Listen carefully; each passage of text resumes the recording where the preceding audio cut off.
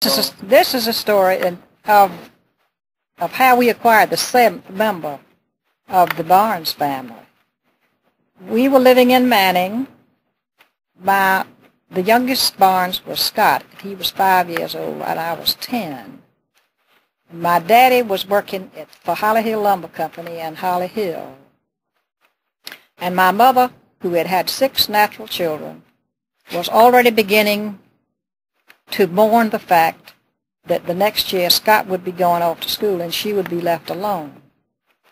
And to understand this story, I think it's good to understand that my mother was left an orphan when she was 12, and she never did have a home after that. She lived around with relatives, and I think her main aim in life when she married was to have a lot of children and to have a home, and particularly to have a baby. And Mama was dressed as though she was getting ready to go out. She didn't drive.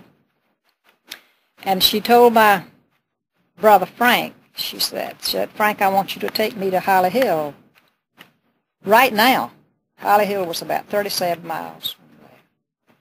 And she said, Daddy called me today and told me that a little baby had been left on the front porch of a house over there.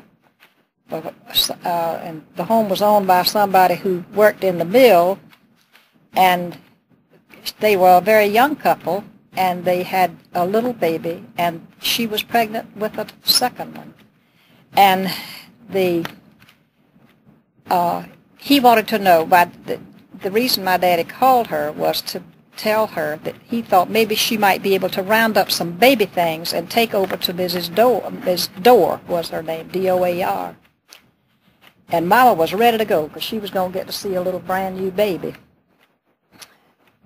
It seems that the child had been left the night before on a cold night in February, and had been left in a cardboard box, a grocery box. And there was a note left with her that was torn off of a grocery sack. The note was written in pencil, and it just said, please take me and keep me and give me a home, and you will not be sorry, but will be rewarded. Please do not publish finding me. And of course it was unsigned. And this precious little baby girl, who was very clean, very simply dressed, but also very neatly and cleanly dressed, but who had a nickel taped over her navel, which would tend to let us believe that this child had perhaps never been attended by a physician, but perhaps had been attended by a midwife. Anyway, Mama went over to see the baby, and of course left all the rest of us at home with Carl. And when she came in that night, and I'll have to say it was not too much to our surprise, she came in with that little baby. And she said that Ms. Dorr was so upset over the fact that she was not going to be able to keep her, that she had done nothing but cry since the baby came. And so Mama just said, well, I'll take her and take her to my house and keep her for the next 2 or 3 days until some disposition made of her. At that time, you didn't have to go through all kinds of agencies to take care of a child like this. Mama contacted 2 friends that she had who claimed to have wanted children all their lives and had not had children. And for one reason or another, they felt that they did not want this child. For one thing, there was no pedigree, there was no family history, there was no knowledge at all of the conditions under which she was left. And not everybody wants to take a baby like that. Within about a week, all the children talked about it because we were tickled to death to have this child, this baby there. It became pretty apparent that Mama wasn't going to let that little girl go anyway. So we had a family meeting, one of the few that we ever had. And my daddy was there then. And Daddy was 55 years old. And this would be a 7th child. And we all went around the room and asked what we would give up if we decided to try to keep this baby. And I got 10 cents a week to go to the, and usually took it to go to the movie. You could go to the movie for a dime. Sister and I would thumb a ride to Manning and go to the movie. I don't remember what the others gave up, but I remember I said, well, I would give up my 10 cents a week. I remembered that my daddy said that he would give up smoking. And I think about that so often when people say that they can't stop smoking. He was 55 years old and had smoked since he was 18, and he quit smoking, period.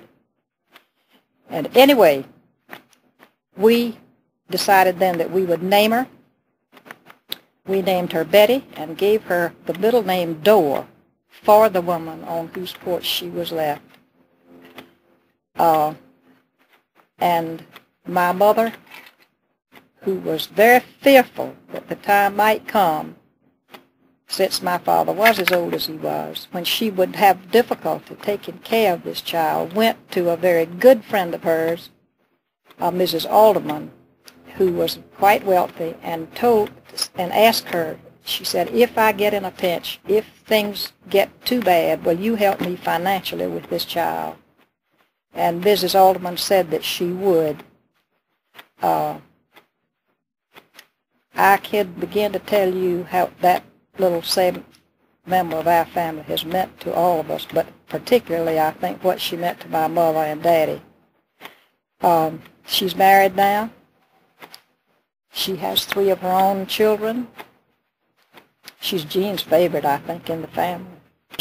We legally adopted her. We legally adopted her so that she would inherit equally. And at the time of her adoption, the judge gave her the clothes she was found in and gave her the little note and gave her the nickel.